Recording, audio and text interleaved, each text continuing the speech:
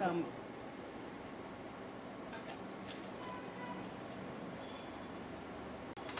பெரிய வெங்காயம். பெரிய வெங்காயம் பொடியாக நறுக்கினது.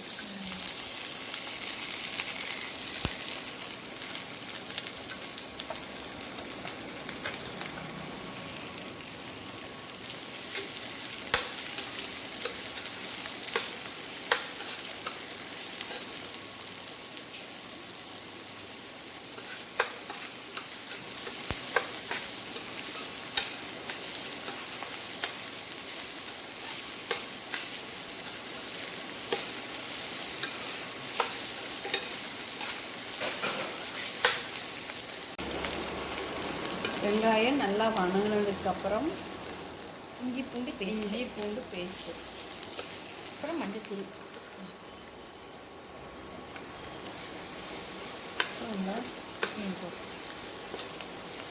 அப்புறம் மிளகாய் தூள் காரத்துக்கு.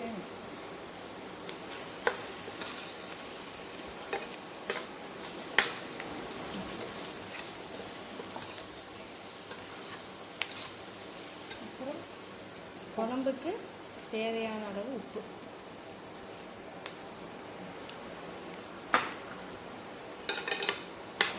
ஒரு டீஸ்பூன் கரம் மசாலா.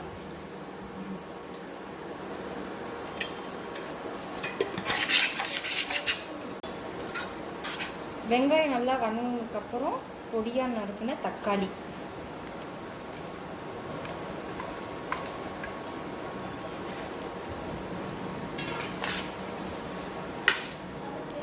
தக்காளி நல்லா வெந்து கிரேவியாக ஆகும்.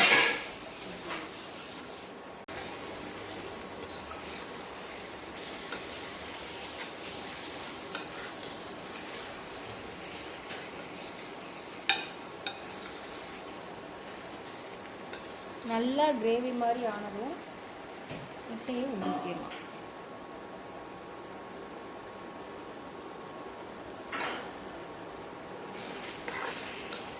முட்டையை ஊற்றினதுக்கப்புறம் லைட்டாக மட்டும் திருப்பி விட்டால் போதும்.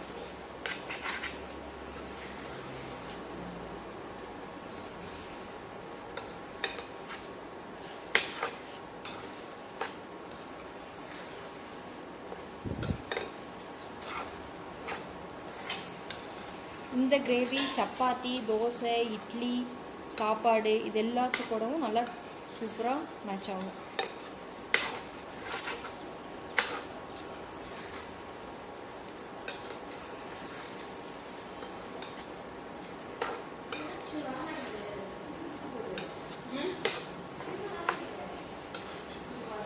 முட்டை ஊற்றுனது ஒரு 2 நிமிஷத்தில் அடுப்பை வந்து ஆஃப் பண்ணிடணும். இல்லைன்னா இந்த கிரேவி ஃபார்மேட்டுக்கு வராது.